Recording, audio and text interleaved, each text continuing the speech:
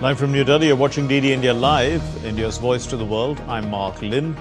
Namaskar. Coming up in the next 30 minutes. Prime Minister Modi en route to UK for strategic talks. Much touted trade pact is on the cards. President Trump unveils new trade deals with Japan, Philippines and Indonesia as Asia navigates tariff pressures and strategic shifts. Russia and Ukraine resume peace talks in Turkey after 7 weeks hiatus. Erdogan meets top Kiev envoy as peace talks resume in Istanbul.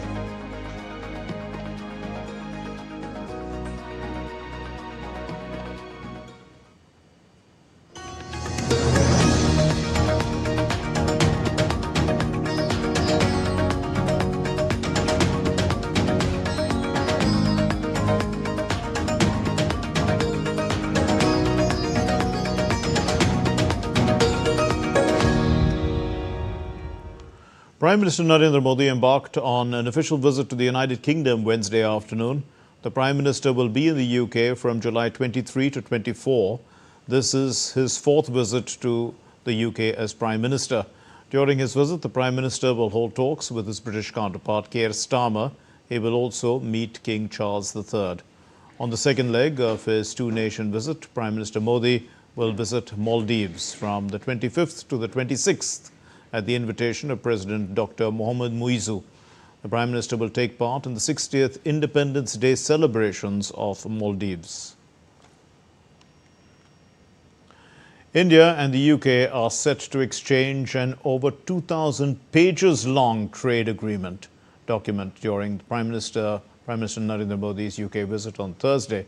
DD India's Gautam Roy is there and he sent us this report from London, taking a deeper look into such trade pacts which have been a tremendous benefit to India so far. In the changing dynamics of global trade, one term frequently comes up, FTA, or Free Trade Agreement. What is this agreement? How does it boost the economies of nations? And which countries has India signed such agreements with? Let's explain in detail. An FTA is a trade agreement between two or more countries. There's reduction in customs duties, relaxations in trade regulations, concessions or tariffs for goods and services. These include topics like intellectual property, investment and government procurement. Under a free trade agreement, two countries or more agree to reduce tariffs or customs duties on each other's products and services, eliminate non-tariff barriers and facilitate easier access to each other's markets. FTAs make trade more competitive, boost exports, attract investments and rapidly create jobs. So far, India has entered into FTAs with several countries and organizations, including the 10-country organization ASEAN, Japan, Korea, Singapore, Thailand, Malaysia, Australia, UAE, Mauritius, Sri Lanka, Bhutan, European Group EFTA, which includes Norway, Switzerland, Iceland, and Liechtenstein. India currently has over 15 active FTAs or comprehensive trade agreements through which it has expanded its export reach in international markets. These agreements have significantly helped India's MSME sector grow and provide global recognition to the services sector, particularly IT, education and healthcare. The benefits of India's FTAs are clearly reflected in the numbers. 90% of India's exports to the UAE became duty-free, including textiles, gems and pharmaceuticals. A 12% increase in India's exports to the UAE has been registered in the first year itself. A 25% rise in FDI inflows to India has taken place due to the Australia Agreement. A 15% increase in India's textile exports to ASEAN countries has also been achieved post the FTA. Agricultural exports have grown, boosting rural incomes. Duty reductions on sugar and tea in Mauritius increased agricultural exports. India benefits from technology and knowledge transfer. The Australian government has been highly beneficial for green energy, and standardization and certification of Indian products in European countries has become simpler. In summary, an FTA is not just a trade agreement, it's a strategic partnership that bridges diplomacy, economics and national interests. Gautam Roy's report, London, DD India. Well, the UK has a 1.8 million strong Indian diaspora there, which is looking forward to Prime Minister Narendra Modi's visit. Gautam Roy reports. Prime Minister Narendra Modi is on his fourth visit to the UK since 2014 on the 23rd and the 24th of July, and a lot of anticipation is built into this visit. With us is Lord Remy Ranger of Mayfair to talk about it.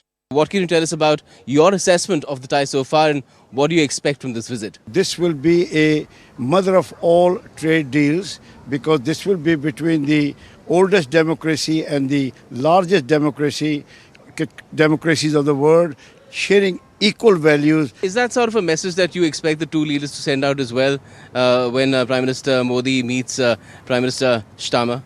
Well, India is playing already a very important role in fighting against terrorism. The Quad is a proof that they value India's security.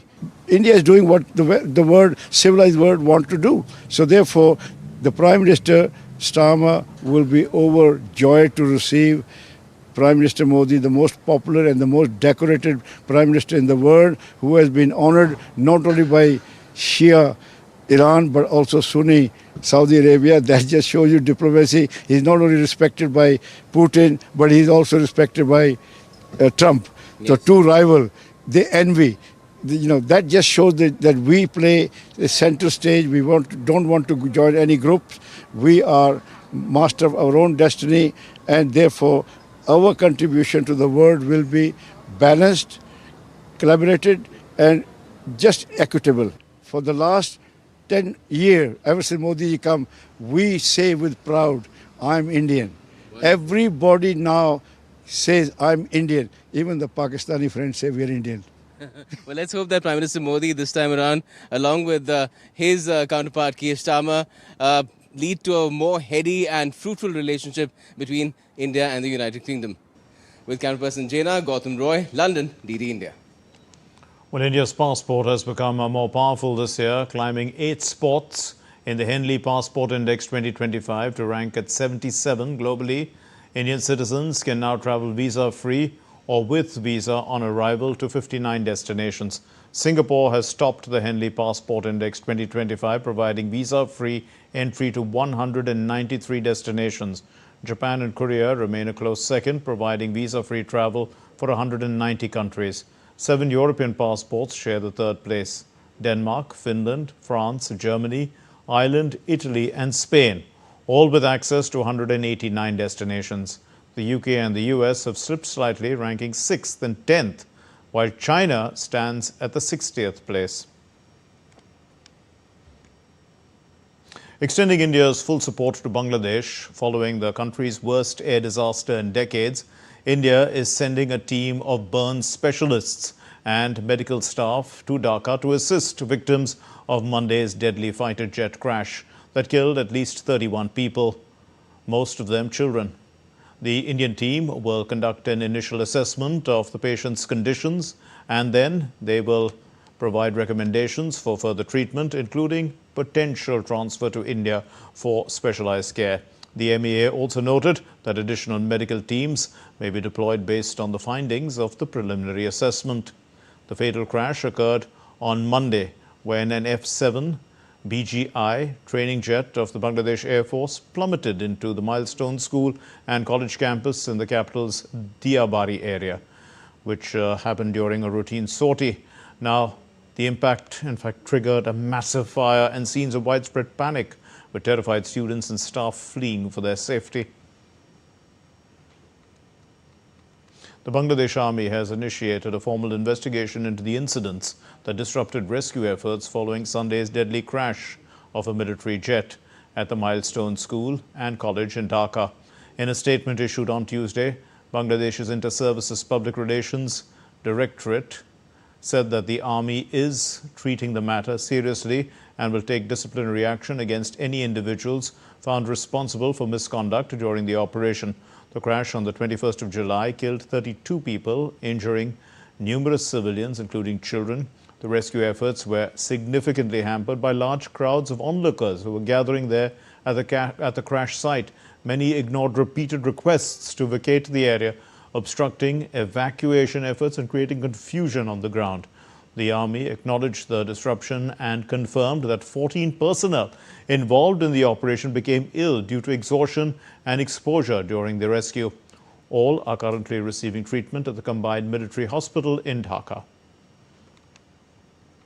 Still to come here on DD India Live. Hackers exploit Microsoft product to breach German IT systems. The world's first intercontinental telesurgery achieved using Made in India surgical robot between India and France, spanning 10,000 kilometers.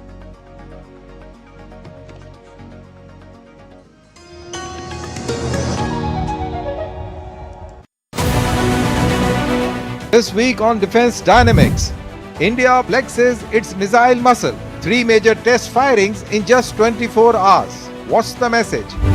Apache helicopters roar into Jodhpur. India's strike power on the Western Front. Neoma airfield in Ladakh to get commissioned soon. Why it is being called India's strategic launchpad in the Himalayas. And sectarian clashes erupt in Syria. What's fueling the Druze-Bedouin conflict? Catch it all this Wednesday at 8 p.m. IST only on DD India.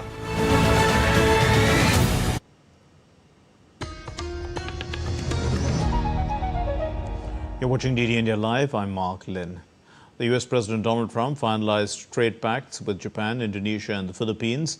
The Trump administration imposed 15% tariffs on Japanese imports, with $550 billion in US investments, a 19% tariff on Philippine goods, coupled with zero duties for US exports, and a 90% tariff framework deal with Indonesia, down from the initially proposed 32%.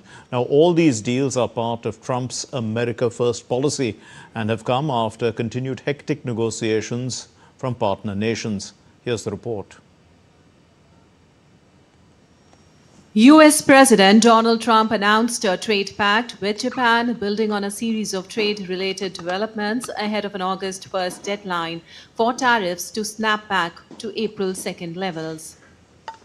The plan will result in Japan investing $550 billion into the US and paying a 15% reciprocal tariff that will be levied on US imports from the country. While speaking at an event at the White House, Trump said that Japan will form a joint venture with the US for LNG in Alaska. Trump added that representatives from the European Union are coming for trade negotiations with the United States on Wednesday. But I just signed the largest trade deal in history, I think maybe the largest deal in history, with Japan. And that was done with Japan. They had their top people here, and we worked on it long and hard, and it's a great deal for everybody. And I said to the Japanese trade representatives, and these were the top people, we concluded the one deal, Doug, and now we're going to conclude another one because they're forming a joint venture with us in Alaska, as you know, for the LNG. Meanwhile, Japan's Prime Minister Shigeru Ishiba praised the trade deal after Trump lowered the hefty tariffs imposed on its Asian ally. We have agreed to halve the additional 25% rate imposed since April this year on motor vehicles and automotive parts, bringing the total including the existing rate to 15%. We are the first country in the world to achieve such a reduction in tariffs on motor vehicles and automotive parts without any limits on quantity. The agreement will bring immediate relief to Japan's critical auto sector, with existing tariffs cut to 15% from 25% and proposed levies on other Japanese goods that were set to come in on August 1st, also cut by the same amount. Trump also stated that he had reached trade agreements with Indonesia and the Philippines. Both deals include 19% tariffs on goods imported from those countries, while American exports to them will remain duty-free. Under the deal, Indonesia will eliminate more than 99% of tariff and non-tariff barriers on U.S. goods, including industrial, technology, and agricultural products. In exchange, the U.S. will lower a proposed 32% tariff on Indonesian imports to 19%. The announcement came following his meeting with Philippine President Ferdinand Marcos at the White House. On April 2nd, Trump announced plans to impose tariffs on goods from all countries. On April 9th, he paused the tariffs for several nations, giving them 90 days to negotiate trade deals. Trump has recently toughened his demands in trade talks with the European Union, insisting on a minimum tariff of 15 to 20%. Bureau Report, DD India. Japan's Prime Minister Shigeru Ishiba met the EU chief Ursula von der Leyen and the European Council President Antonio Costa in Tokyo on Wednesday. The European Commission President told reporters that the European Union and Japan will work more closely to counter economic coercion and address unfair trade practices. Von der Leyen's comments came after an EU-Japan summit. The EU struggles to conclude a trade deal with the United States and a day before potentially tough meetings with Chinese leaders. Now, von der Leyen said that the EU and Japan would seek to strengthen economic security. We believe in global competitiveness and it should benefit everyone. That's why Europe is stepping up cooperation with CPTPP countries, not only to defend open trade, but to shape it. Together, the European Union and CPTPP countries can lead a meaningful reform of the WTO so that global trade rules reflect today's challenges and the risks of tomorrow. As part of the government reshuffle, Polish Prime Minister Donald Tusk promoted the Foreign Minister Radosław Sikorski to Deputy Prime Minister on Wednesday. The reshuffle aimed at stemming a decline in its approval ratings. Sikorski will continue his position as the Foreign Minister. Meanwhile, the Finance Minister Andrzej Domanski is going to become the Minister of Finance and Economy. That means he oversees all economic departments in the centrist pro-European government.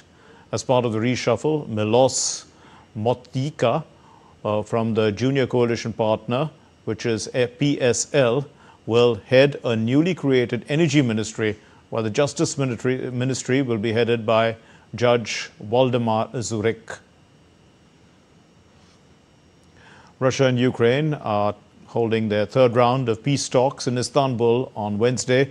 Now, ahead of the talks, the Ukrainian officials met with Turkish President Tayyip Erdogan. The delegation said that Ukraine is ready to agree to a ceasefire with Russia, but results from the meeting will depend on whether Russia takes a constructive position. This will be the first direct discussions between the two conflicting nations in more than 7 weeks. As Russian delegation arrives in Istanbul for talks with Ukraine, Kremlin said that the negotiations are not going to be easy.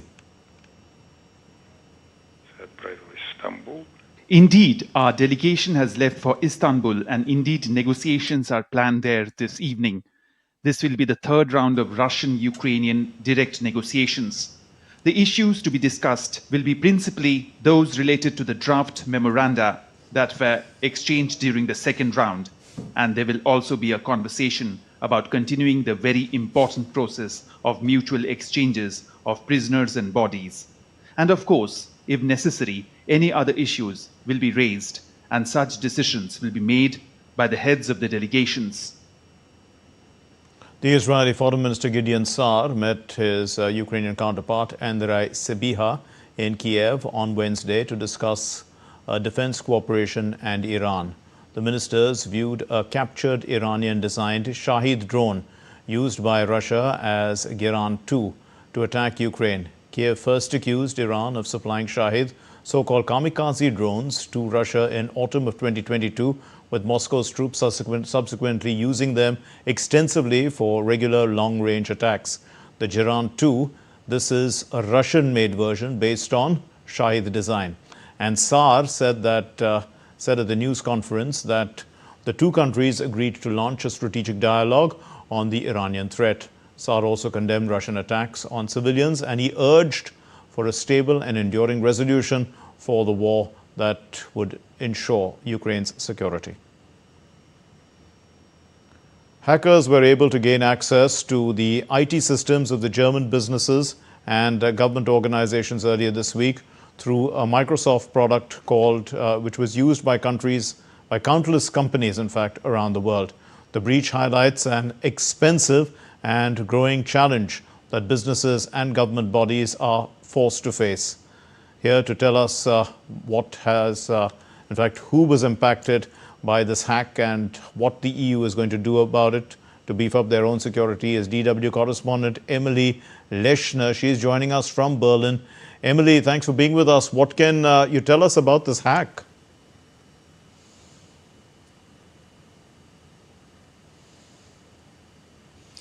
Yeah, hackers were able to get access to the IT systems of around 100 organizations and businesses, the majority of which are located here in Germany and in the United States.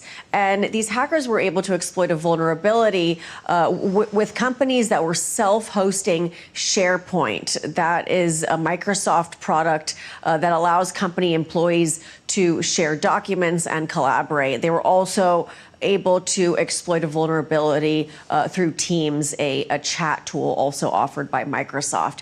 We don't know which companies were impacted, but experts have said that the servers that were compromised, could include major industrial firms, banks, auditors, healthcare companies, and government organizations as well. The hack was eventually discovered by a cybersecurity firm based in the Netherlands that realized the scope of the hack when they noticed that one of their own clients had been compromised. And authorities haven't said who is responsible, but Google did suggest that the attack may have come from China after reviewing some of their web traffic data. Interesting, but how big a problem is this cyber security attacks in Germany, and what's the government doing about it?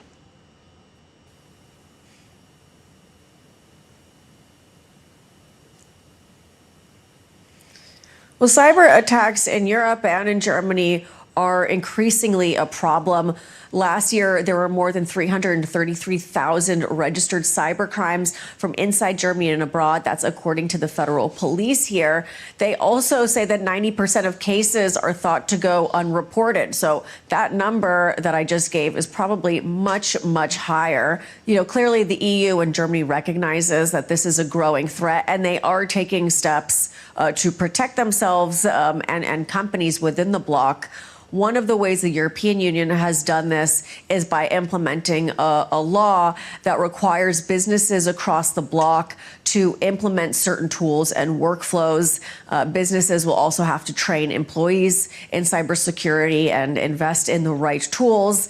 And then there are procedures that companies have to take if they've been subject to the kind of attack that happened earlier this week. Emily, thanks very much. Now, India makes history with the world's first intercontinental telesurgery using the Made in India SSI Mantra robot. Surgeons in France operated on patients in Indore, completing 2 complex procedures with precision over 10,000 kilometers. A proud leap for India's medtech and global healthcare innovation. Tapas Bhattacharya reports.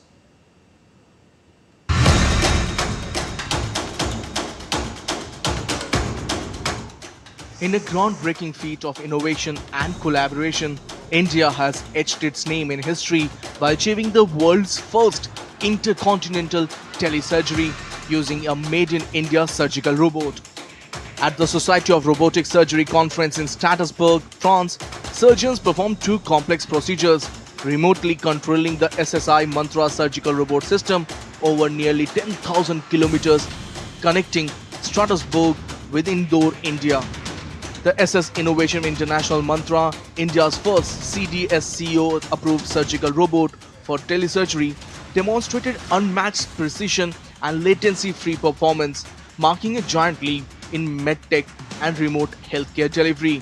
The first surgery, a gastric bypass, was conducted by Dr. Mohit Bhandari in just over 44 minutes, while the second, a robotic arterial septal defect closure, was performed by Dr. Sudhir Srivastava, founder of SS Innovation International. The live telesurgery was moderated by world-renowned robotic surgeon Dr. Hussam Balkhi from Chicago, with patient side support led by a skilled team at Indore's Sri Aurobindo Institute of Medical Sciences. Both surgeries were completed seamlessly with flawless control and 0 complications, proving the SSI Mantra's capability to break barriers of geography and bring expert surgical care to patients anywhere in the world. A proud moment for India, showcasing its leadership in medical technology and shaping the future of global healthcare. Tapas Bhattacharya's report, DD India. India's total has crossed 135 runs after England removed the openers KL Rahul and Yashasvi Jaiswal. In the second session of the 4th Test at Old Trafford, Jaiswal slammed a half-century and added 94 runs for the first wicket with KL Rahul to give India a solid start. Chris Wokes dismissed KL Rahul for 44 runs, 46 in fact, while the spinner Liam Dawson got rid of Jaiswal for 58 runs. Earlier, the visitors handed a test debut to the seam bowler Anshul Kamboj and made 3 changes in the playing 11. England are leading the 5-match series 2-1. Spain are determined to end a miserable record against Germany when both the sides meet in the semi-finals of the Women's Euro on Wednesday.